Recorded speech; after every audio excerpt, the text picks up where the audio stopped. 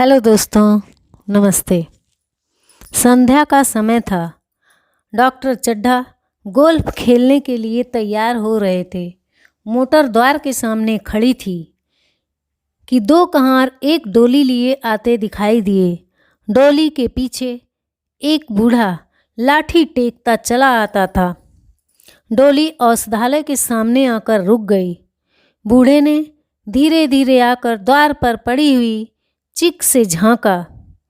ऐसी साफ सुथरी जमीन पर पैर रखते हुए भय हो रहा था कि कहीं कोई घुड़क ना बैठे। डॉक्टर साहब को खड़े देखकर भी उसे कुछ कहने का साहस ना हुआ।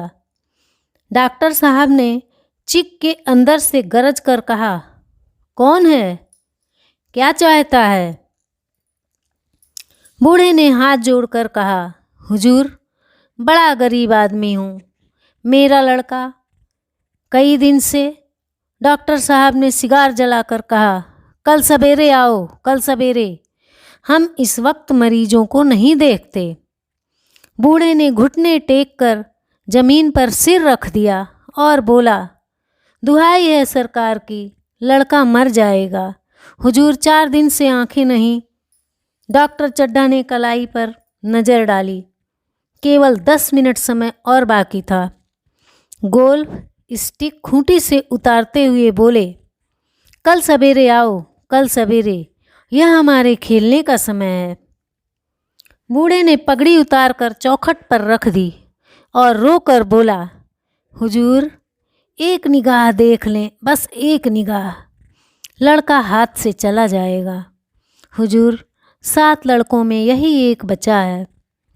हुजूर, हम दोनों आदमी रो रो कर मर जाएंगे सरकार। आपकी बढ़ती होए दीनबंधु। ऐसे उजड़ देहाती यहाँ प्रायः रोज आया करते थे। डॉक्टर साहब उनके स्वभाव से खूब परिचित थे।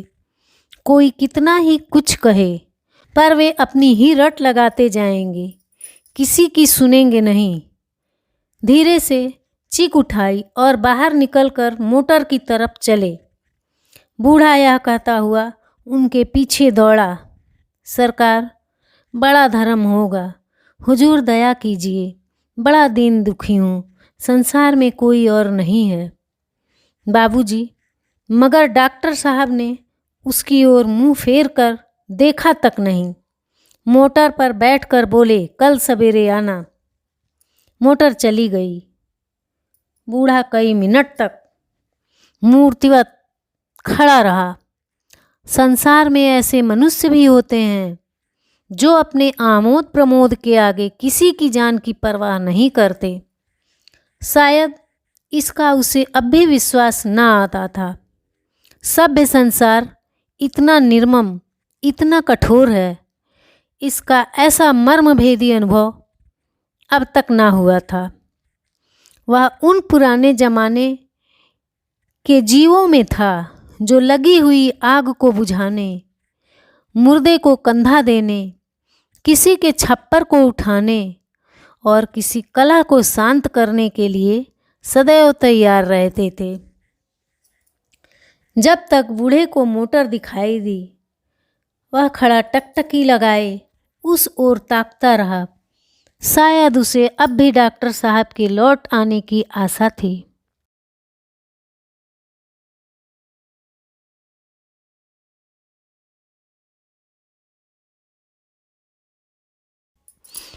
फिर उसने कहारों से डोली उठाने को कहा। डोली जिधर से आई थी उधर ही चली गई। चारों ओर से निराश होकर वह डॉक्टर चड्ढा के पास आया था। इनकी बड़ी तारीफ सुनी थी। यहाँ से निराश होकर फिर वह किसी दूसरे डॉक्टर के पास ना गया। किस्मत ठोंक ली। उसी रात उसका हंसता खेलता 7 साल का बालक अपनी बाल लीला समाप्त करके इस संसार से सिधार गया। बूढ़े माँ बाप के जीवन का यही एक आधार था। इसी का मुंह देखकर जीते थे। इस दीपक के बुझते ही जीवन की अंधेरी रात भाएं भाएं करने लगी। बुढ़ापे की विशाल ममता टूटे हुए हृदय से निकलकर अंधकार आर्त स्वर से रोने लगी। कई साल गुजर गए। डॉक्टर चड्ढा ने खूब यश और धन कमाया, लेकिन इसके साथ ही अपने स्वास्थ्य की रक्षा भी की, जो एक साधारण बात थी। यह उनके नियमित जीवन का आशीर्वाद था कि 50 वर्ष की अवस्था में उनकी चुस्ती और फुर्ती युवकों को भी लज्जित करती थी। उनके हर एक काम का समय नियत था। इस नियम से वह जौ भर भी ना टलते थे। बहुधा लोग स्वास्थ्य के नियमों का पालन उस समय करते हैं जब रोगी हो जाते हैं। डॉक्टर चड्ढा उपचार और संयम का रहस्य खूब समझते थे। उनकी संतान संध्या भी इसी नियम के अधीन थी। उनके केवल 2 बच्चे हुए, एक लड़का और एक लड़की। तीसरी संतान ना हुई, इसलिए श्रीमती चड्ढा भी अभी जवान मालूम होती थीं। लड़की का तो विवाह हो चुका था, लड़का कॉलेज में पढ़ता था। वही माता पिता के जीवन का आधार था।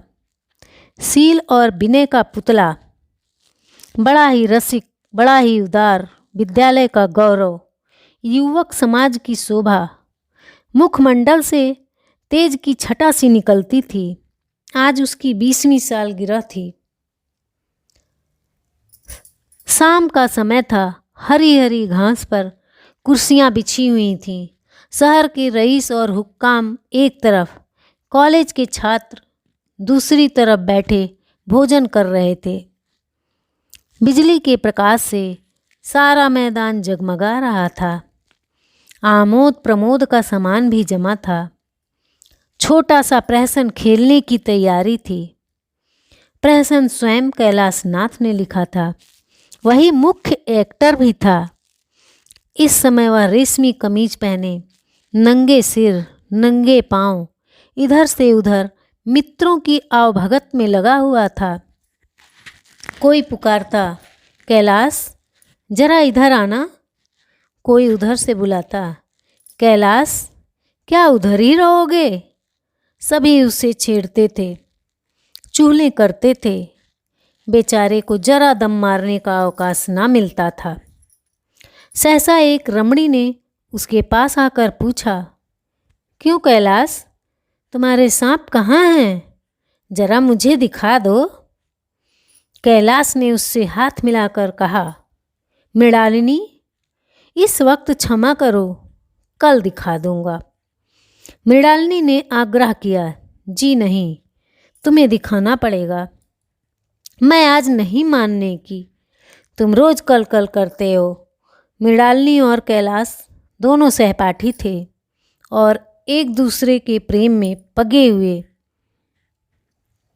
कैलाश को सांपों के पालने, खिलाने और नचाने का शौक था। तरह तरह के सांप पाल रखे थे। उनके स्वभाव और चरित्र की परीक्षा करता रहता था।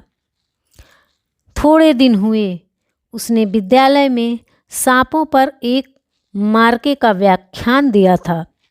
सांपों को नचाकर दिखाया भी था। प्राणी शास्त्र के बड़े बड़े पंडित भी यह व्याख्यान सुनकर दंग रह गए थे। यह विद्या उसने एक बड़े सपेरे से सीखी थी। सांपों की जड़ी बूटियां जमा करने का उसे बड़ा शौक था। इतना पता भर मिल जाए कि किसी व्यक्ति के पास कोई अच्छी जड़ी है, फिर उसे चैन ना आता था, उसे लेकर ही छोड़ता था। यही व्यसन था। इस पर हजारों रुपए फूंक चुका था।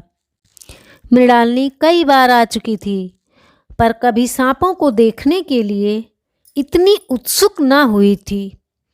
कह नहीं सकते आज उसकी उत्सुकता सचमुच जाग गई थी या वह कैलाश पर अपने अधिकार का प्रदर्शन करना चाहती थी। पर उसका आग्रह बेमौका था। उस कोठी में कितनी भीड़ लग जाएगी। भीड़ को देखकर सांप कितने चौंकेंगे और रात के समय उन्हें छेड़ा जाना कितना बुरा लगेगा। इन बातों का उसे जरा भी ध्यान ना आया। कैलाश ने कहा, नहीं, कल ज़रूर दिखा दूंगा। इस वक्त अच्छी तरह दिखा भी तो ना सकूंगा। कमरे में तिल रखने की भी जगह ना मिलेगी। एक महाशय ने छेड़कर कहा, दिखा क्यों नहीं देते? जरा सी बात के लिए इतना टाल मटोल कर रहे हो। मिस गोविंद, हरगिज ना मानना, देखे कैसे नहीं दिखाते। दूसरे महाशय ने और रद्दा चढ़ाया, मिस गोविंद इतनी सीधी और भोली हैं, तभी आप इतना मिजाज करते हैं। दूसरी सुंदरी होती तो इसी बात पर बिगड़ खड़ी होती। तीसरे साहब ने मजाक उड़ाया, अजी बोलना छोड़ देती। भला कोई बात है? इस पर आपका दावा है कि मृणालिनी के लिए जान हाजिर है। मृणालिनी ने देखा कि ये सौदे उसे रंग पर चढ़ा रहे हैं तो बोली, आप लोग मेरी वकालत ना करें, मैं खुद अपनी वकालत कर लूँगी। मैं इस वक्त सांपों का तमाशा नहीं देखना चाहती। चलो छुट्टी हुई। इस पर मित्रों ने ठट्ठा लगाया। एक साहब बोले, देखना तो आप सब कुछ चाहें, पर दिखाए भी तो। कैलाश को मृणालिनी की झेपी हुई सूरत को देखकर मालूम हुआ कि इस वक्त उनका इनकार वास्तव में उसे बुरा लगा है। ज्यों ही प्रीतभोज समाप्त हुआ और गाना शुरू हुआ, उसने मृणालिनी और अन्य मित्रों को सांपों के दरबे में ले जाकर महुअर बजाना शुरू किया। फिर एक एक खाना खोलकर एक एक सांप को निकालने लगा। वाह, क्या कमाल था! ऐसा जान पड़ता था कि वे कीड़े उसकी एक एक बात, उसके मन का एक एक भाव समझते हैं। किसी को उठा लिया, किसी को गर्दन में डाल लिया, किसी को हाथ में लपेट लिया। मृणालिनी बार बार मना करती थी कि इन्हें गर्दन में ना डालो, दूर ही से दिखा दो, बस जरा नचा दो। कैलाश की गर्दन में सांपों को लिपटते देखकर उसकी जान निकली जाती थी। पछता रही थी कि मैंने व्यर्थ ही इनसे सांप दिखाने को कहा, मगर कैलाश एक न सुनता था। प्रेमिका के सम्मुख अपने सर्प कला प्रदर्शन का ऐसा अवसर पाकर वह कब चूकता। एक मित्र ने टीका की, दांत तोड़ डाले होंगे। कैलाश हंसकर बोला, दांत तोड़ डालना मदारियों का काम है, किसी के दांत नहीं तोड़े गए। कहिए तो दिखा दूं। कहकर उसने एक काले सांप को पकड़ लिया और बोला, मेरे पास इससे बड़ा और जहरीला सांप दूसरा नहीं है। अगर किसी को काट ले तो आदमी आनन फानन में मर जाए, लहर भी ना आए। इसके कांटे पर मंत्र नहीं, इसके दांत दिखा दूं? मृणालिनी ने उसका हाथ पकड़कर कहा, नहीं नहीं कैलाश, ईश्वर के लिए इसे छोड़ दो, तुम्हारे पैरों पड़ती हूँ। इस पर एक दूसरे मित्र बोले, मुझे तो विश्वास नहीं आता, लेकिन तुम कहते हो तो मान लूँगा। कैलाश ने सांप की गर्दन पकड़कर कहा, नहीं साहब, आप आँखों से देखकर मानिए। दांत तोड़कर वश में किया तो क्या? सांप बड़ा समझदार होता है। अगर उसे विश्वास हो जाए कि इस आदमी से मुझे कोई हानि ना पहुँचेगी, तो वह उसे हरगिज ना काटेगा। मृणालिनी ने जब देखा कि कैलाश पर इस वक्त भूत सवार है, तो उसने यह तमाशा ना करने के विचार से कहा, अच्छा भाई, अब यहाँ से चलो, देखो गाना शुरू हो गया है, आज मैं भी कोई चीज़ सुनाऊंगी।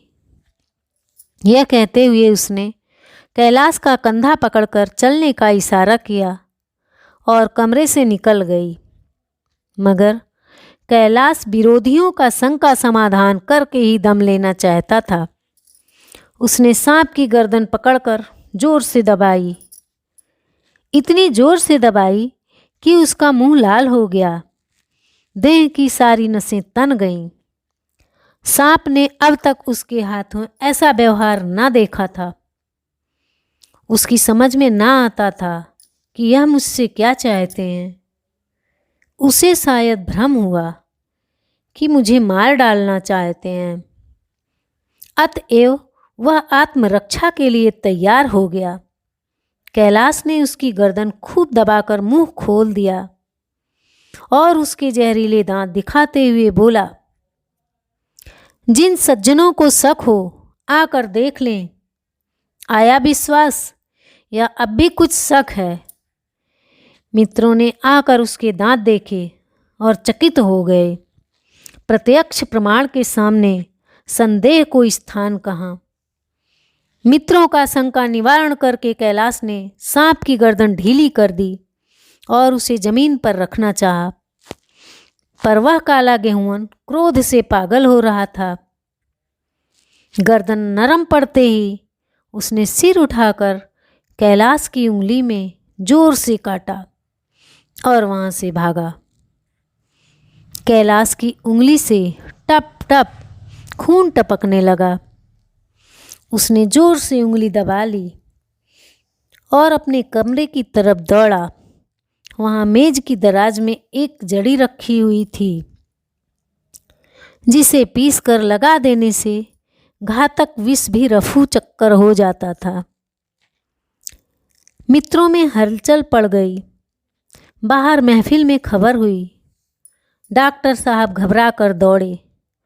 फौरन उंगली की जड़ कस कर बांधी गई और जड़ी पीसने के लिए दी गई। डॉक्टर साहब जड़ी के कायल ना थे।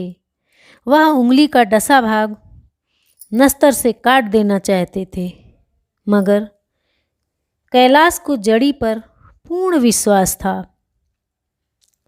मृणालिनी पियानो पर बैठी हुई थी। यह खबर सुनते ही दौड़ी और कैलाश की उंगली से टपकते हुए खून को रुमाल से पोंछने लगी। जड़ी पीसी जाने लगी, पर उसी 1 मिनट में कैलाश की आंखें झपकने लगीं। ओठों पर पीलापन दौड़ने लगा, यहाँ तक कि वह खड़ा न रह सका, फर्श पर बैठ गया। सारे मेहमान कमरे में जमा हो गए। कोई कुछ कहता, कोई कुछ। इतने में जड़ी पीस कर आ गई। मृणालिनी ने उंगली पर लेप किया। 1 मिनट और बीता। कैलाश की आंखें बंद हो गईं। वह लेट गया और हाथ से पंखा झलने का इशारा किया। माँ ने दौड़कर उसका सिर गोद में रख लिया और बिजली का टेबल फैन लगा दिया। डॉक्टर साहब ने झुककर पूछा, कैलाश, कैसी तबीयत है? कैलाश ने धीरे से हाथ उठा लिए, पर कुछ बोल न सका। मृणालिनी ने करुण स्वर में कहा, क्या जड़ी कुछ असर ना करेगी? डॉक्टर साहब ने सिर पकड़कर कहा, क्या बतलाऊं? मैं इसकी बातों में आ गया। अब तो नस्तर से भी कुछ फायदा ना होगा। आधे घंटे तक यही चलता रहा। आधे घंटे तक यही हाल रहा। कैलाश की दशा प्रति क्षण बिगड़ती जाती थी, यहाँ तक कि उसकी आंखें पथरा गईं। हाथ पांव ठंडे पड़ गए। मुख की कांति मलिन पड़ गई। नाड़ी का कहीं पता नहीं। मौत के सारे लक्षण दिखाई देने लगे। घर में कोहराम मच गया। मृणालिनी एक ओर सिर पीटने लगी। माँ अलग पछाड़े खाने लगी। डॉक्टर चड्ढा को मित्रों ने पकड़ लिया, नहीं तो वह नस्तर अपनी गर्दन पर मार लेते। एक महाशय बोले, कोई मंत्र झाड़ने वाला मिले तो संभव है अब भी जान बच जाए। एक मुसलमान सज्जन ने इसका समर्थन किया, अरे साहब, कब्र में पड़ी हुई लाशें जिंदा हो गई हैं, ऐसे ऐसे बाकमाल पड़े हुए हैं। डॉक्टर चड्ढा बोले, मेरी अकल पर पत्थर पड़ गया था कि इसकी बातों में आ गया। नस्तर लगा देता तो यह नौबत ही क्यों आती। बार बार समझाता रहा कि बेटा सांप ना पालो, मगर कौन सुनता था। बुलाइए किसी झाड़ फूंक करने वाले को ही बुलाइए, मेरा सब कुछ ले ले, मैं अपनी जायदाद उसके पैरों में रख दूंगा, लंगोटी बांधकर घर से निकल जाऊंगा, मगर मेरा कैलाश, मेरा प्यारा कैलाश उठ बैठे। ईश्वर के लिए किसी को बुलाइए। एक महाशय का किसी झाड़ने वाले से परिचय था, वह दौड़कर उसे बुला लाए, मगर कैलाश की सूरत देखकर उसे मंत्र चलाने की हिम्मत ना पड़ी। बोला, अब क्या हो सकता है सरकार, जो कुछ होना था हो चुका। अरे मूर्ख, क्यों नहीं कहता कि जो कुछ ना होना था वह कहाँ हुआ। माँ बाप ने बेटे का सेहरा कहाँ देखा। मृणालिनी का कामना तरु क्या पल्लव और पुष्प से रंजित हो उठा। मन के वह स्वर्ण स्वप्न जिनसे जीवन आनंद का स्रोत बना हुआ था, क्या पूरे हो गए। जीवन के नृत्यमय तारिक मंडित सागर में आमोद की बहार लूटते हुए क्या उनकी नौका जलमग्न नहीं हो गई। जो ना होना था वह हो गया। वही हरा भरा मैदान था, वही सुनहरी चांदनी एक निःशब्द संगीत की भांति प्रकृति पर छाई हुई थी। वही मित्र समाज था, वही मनोरंजन के सामान थे, मगर जहाँ हास्य की ध्वनि थी वहाँ करुण क्रंदन और अश्रु प्रवाह था।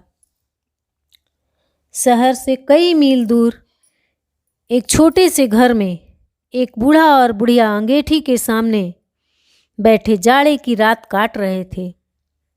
बूढ़ा नारियल पीता था और बीच बीच में खांसता था। बुढ़िया दोनों घुटनियों में सिर डाले आग की ओर ताक रही थी। एक मिट्टी के तेल की कुप्पी ताक पर जल रही थी। घर में ना चारपाई थी ना बिछौना, एक किनारे थोड़ी सी पुआल पड़ी थी। इसी कोठरी में एक चूल्हा था। बुढ़िया दिन भर उपले और सूखी लकड़ियां बटोरती थी। बूढ़ा रस्सी बटकर बाजार में बेच आता था। यही उनकी जीविका थी। उन्हें ना किसी ने रोते देखा ना हंसते। उनका सारा समय जीवित रहने में कट जाता था। मौत द्वार पर खड़ी थी, रोने या हंसने की कहाँ फुर्सत। बुढ़िया ने पूछा, कल के लिए सन तो हैं, नहीं काम क्या करोगे। जाकर झगड़ू शाह से 10 सेर सन उधार लाऊंगा। उसके पहले के पैसे तो दिए ही नहीं, और उधार कैसे देगा। ना देगा ना सही, घास तो कहीं नहीं गई। दोपहर तक क्या 2 आने की भी ना काटूंगा। इतने में एक आदमी ने द्वार पर आवाज दी, भगत भगत, क्या सो गए, जरा किवाड़ खोलो। भगत ने उठकर किवाड़ खोल दिए। एक आदमी ने अंदर आकर कहा, कुछ सुना। डॉक्टर चड्ढा बाबू के लड़के को सांप ने काट लिया। भगत ने चौंक कर कहा, चड्ढा बाबू के लड़के को? वही चड्ढा बाबू हैं जो छावनी के बंगले में रहते हैं? हाँ हाँ वही। शहर में हल्ला मचा हुआ है, जाते हो तो जाओ, आदमी बन जाओगे। बूढ़े ने कठोर भाव से सिर हिलाकर कहा, मैं नहीं जाता, मेरी बला जाए। वही चड्ढा है, खूब जानता हूँ।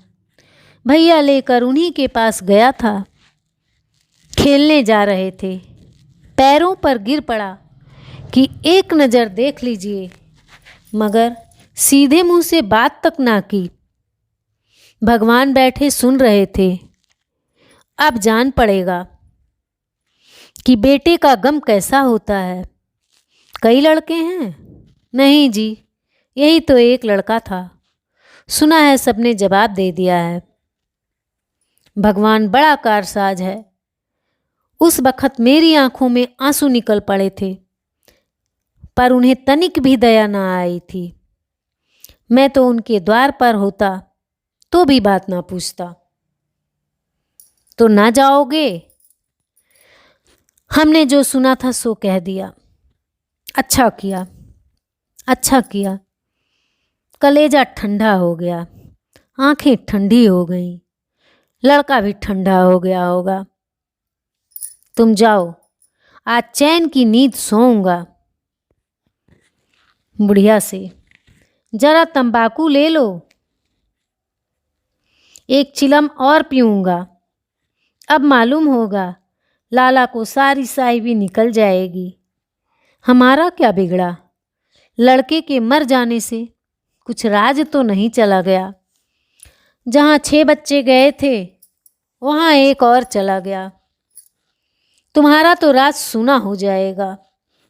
उसी के वास्ते सबका गला दबा दबा कर जोड़ा था। अब क्या करोगे? एक बार देखने जाऊंगा, पर कुछ दिन बाद मिजाज का हाल पूछूंगा। आदमी चला गया। भगत ने किवाड़ बंद कर लिए। तब चिलम पर तंबाकू रख कर पीने लगा। बुढ़िया ने कहा, इतनी रात गए, जाड़े पाले में कौन जाएगा?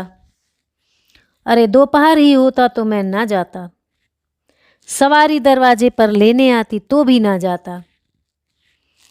भूल नहीं गया हूँ पन्ना की सूरत, आंखों में फिर रही है।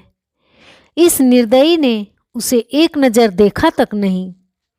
क्या मैं ना जानता था कि वह ना बचेगा?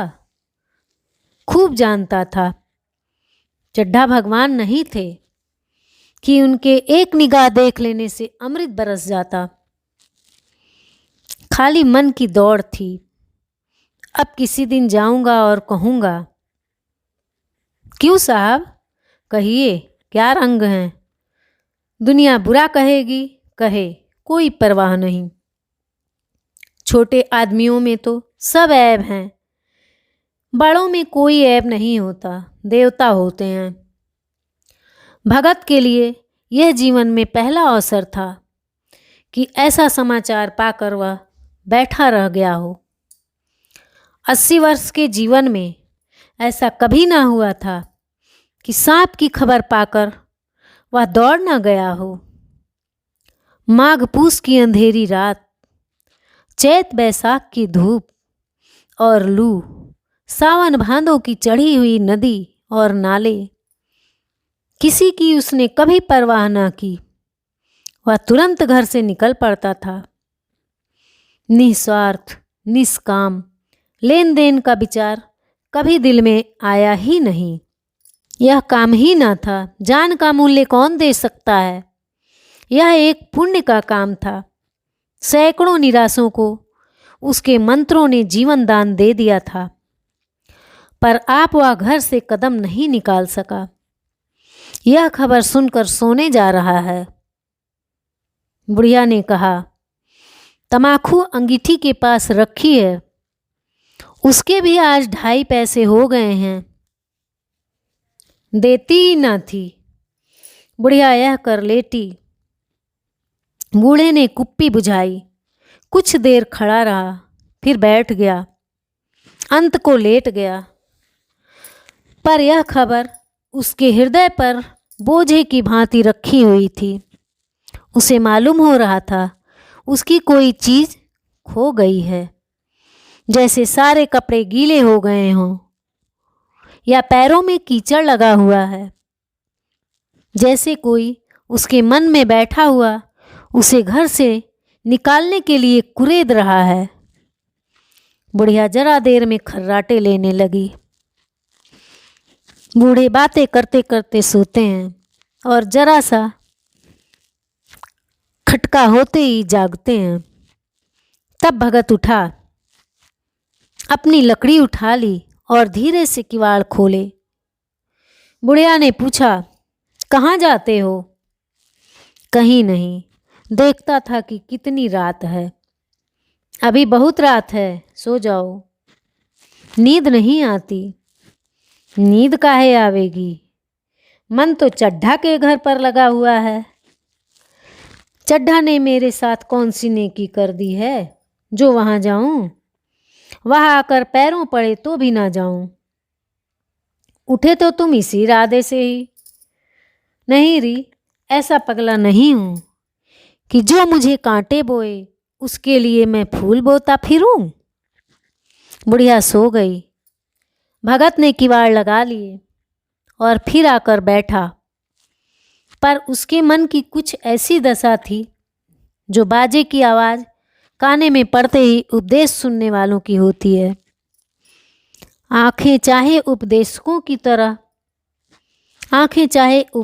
की ओर हों, पर कान बाजे ही की ओर होते हैं।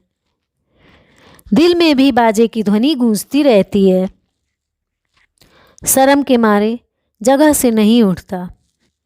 निर्दयी प्रतिघात का भाव भगत के लिए उपदेशक था, पर हृदय उस अभागे युवक की ओर था जो इस समय मर रहा था, जिसके लिए एक एक पल का विलंब घातक था। उसने फिर किवाड़ खोले, इतने धीरे से कि बुढ़िया को खबर भी ना हुई। बाहर निकल आया। उसी वक्त गांव का चौकीदार गश्त लगा रहा था। बोला, कैसे उठे भगत? आज तो बड़ी सर्दी है, कहीं जा रहे हो क्या? भगत ने कहा, नहीं जी, जाऊंगा कहाँ? देखता था अभी कितनी रात है, भला कै बजे होंगे? चौकीदार बोला, 1 बजा होगा, और क्या? अभी थाने से आ रहा था तो डॉक्टर चड्ढा बाबू के बंगले पर बड़ी भीड़ लगी हुई थी। उनके लड़के का हाल तो तुमने सुना होगा, कीड़े ने छू लिया है, चाहे मर भी गया हो। तुम चले जाओ तो शायद बच जाए। सुना है 10,000 तक देने को तैयार हैं। भगत, मैं तो ना जाऊं, चाहे वह 10 लाख भी दें। मुझे 10,000 या 10 लाख लेकर क्या करना है? कल मर जाऊंगा, फिर कौन भोगने वाला बैठा हुआ है? चौकीदार चला गया। भगत ने आगे पैर बढ़ाया। जैसे नशे में आदमी की देह अपने काबू में नहीं रहती। पैर कहीं रखता है, पड़ता कहीं है, कहता कुछ है, जबान से निकलता कुछ है। वही हाल इस समय भगत का था। मन में प्रतिकार था, पर कर्म मन के अधीन ना था।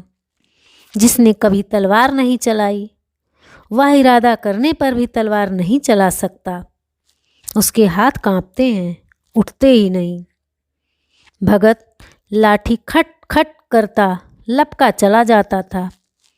चेतना रोकती थी, पर उपचेतना ठेलती थी। सेवक स्वामी पर हावी था। आधी राह निकल जाने के बाद सहसा भगत रुक गया। हिंसा ने क्रिया पर विजय पाई। मैं यूं ही इतनी दूर आया। इस जाड़े पाले में मरने की मुझे क्या पड़ी थी? आराम से सोया क्यों नहीं? नींद ना आती ना सही, 2-4 भजन ही गाता। व्यर्थ इतनी दूर दौड़ा आया। चड्ढा का लड़का रहे या मरे, मेरी बला से। मेरे साथ उन्होंने ऐसा कौन सा सलूक किया था कि मैं उनके लिए मरूं? दुनिया में हजारों मरते हैं, हजारों जीते हैं। मुझे किसी के मरने जीने से मतलब। मगर उपचेतना ने अब एक दूसरा रूप धारण किया, जो हिंसा से बहुत कुछ मिलता जुलता था। वह झाड़ फूंक करने नहीं जा रहा है। वह देखेगा कि लोग क्या कर रहे हैं। डॉक्टर साहब का रोना पीटना देखेगा, किस तरह सिर पीटते हैं, किस तरह पछाड़े खाते हैं। वे लोग तो विद्वान होते हैं, सब्र कर जाते होंगे। हिंसा भाव को यूं धीरज देता हुआ वह फिर आगे बढ़ा। इतने में 2 आदमी आते दिखाई दिए। दोनों बातें करते चले आ रहे थे। चड्ढा बाबू का घर उजड़ गया। वही एक लड़का था। भगत के कान में यह आवाज़ पड़ी। उसकी चाल और भी तेज हो गई। थकान के मारे पांव ना उठते थे। सिरों भाग इतना बढ़ा जाता था मानो अब मुंह के बल गिर पड़ेगा। इस तरह वह कोई 10 मिनट चला होगा कि डॉक्टर साहब का बंगला नजर आया। बिजली की बत्तियां जल रही थीं मगर सन्नाटा छाया हुआ था। रोने पीटने की आवाज़ भी ना आती थी। भगत का कलेजा धक धक करने लगा। कहीं मुझे देर तो नहीं हो गई। वह दौड़ने लगा। अपनी उम्र में वह इतनी तेज कभी ना दौड़ा था। बस यही मालूम होता था मानो उसके पीछे मौत दौड़ी आ रही है। 2 बज गए थे। मेहमान विदा हो गए थे। रोने वालों में केवल आकाश के तारे रह गए थे और सभी रो रो कर थक गए थे। बड़ी उत्सुकता के साथ लोग रह रहकर आकाश की ओर देखते थे। किसी तरह सुबह हो और लाश गंगा की गोद में दी जाए। सहसा भगत ने द्वार पर पहुंचकर आवाज दी। डॉक्टर साहब समझे कोई मरीज आया होगा। किसी और दिन उन्होंने उस आदमी को दुत्कार दिया होता, मगर आज बाहर निकल आए। देखा एक बूढ़ा आदमी खड़ा है, कमर झुकी हुई, पोपला मुंह, भवें तक सफ़ेद हो गई थीं। लकड़ी के सहारे कांप रहा था। बड़ी नम्रता से बोले, क्या है भाई?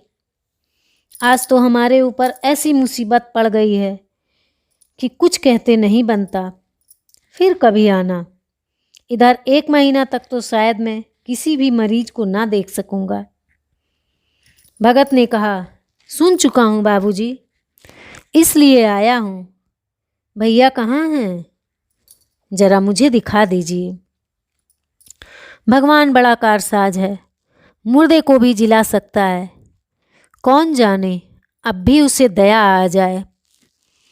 चड्ढा ने व्यथित स्वर से कहा, चलो देख लो। मगर 3-4 घंटे हो गए। जो कुछ होना था हो चुका। बहुतेरे झाड़ने फूंकने वाले आए, देख देख कर चले गए। डॉक्टर साहब को आशा तो क्या होती। हाँ, बूढ़े पर दया आ गई। अंदर ले गए।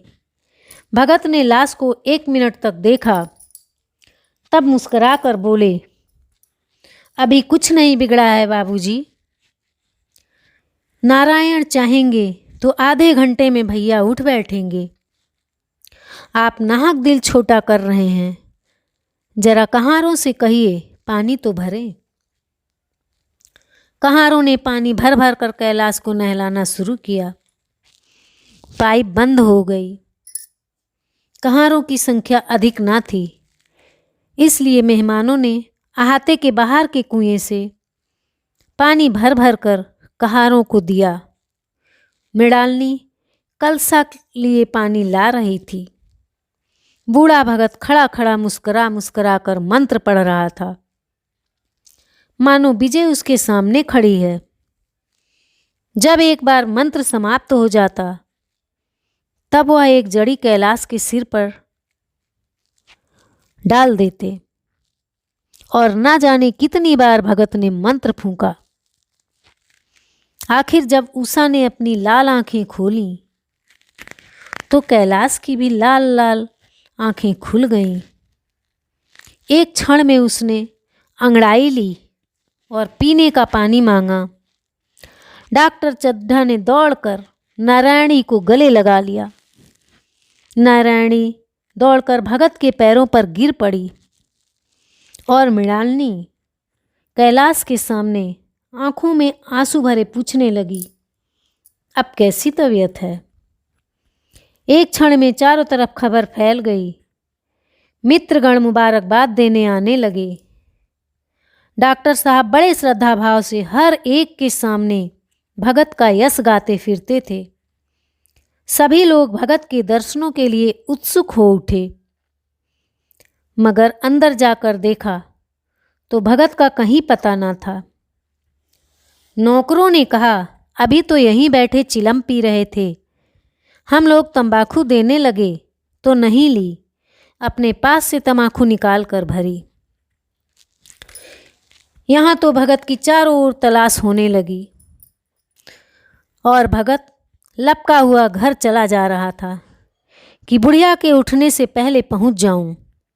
जब मेहमान लोग चले गए तो डॉक्टर साहब ने नारायणी से कहा, बुढ़ा ना जाने कहाँ चला गया, एक चिलम तंबाकू का भी रवादार ना हुआ। नारायणी, मैंने तो सोचा था इसे कोई बड़ी रकम दूंगी। चड्ढा, रात को तो मैंने नहीं पहचाना, पर जरा साफ हो जाने पर पहचान गया। एक बार यह एक मरीज को लेकर आया था। मुझे अब याद आता है कि मैं खेलने जा रहा था और मरीज को देखने से इनकार कर दिया था। आज उस दिन की बात याद करके मुझे जितनी ग्लानि हो रही है उसे प्रकट नहीं कर सकता। मैं उसे अब खोज निकालूंगा और इसके पैरों पर गिरकर अपना अपराध क्षमा कराऊंगा। वह कुछ लेगा नहीं, यह जानता हूँ। उसका जन्म यश की वर्षा करने के लिए हुआ है। उसकी सज्जनता ने मुझे ऐसा आदर्श दिखा दिया है जो अब से जीवन पर्यंत मेरे सामने रहेगा। धन्यवाद।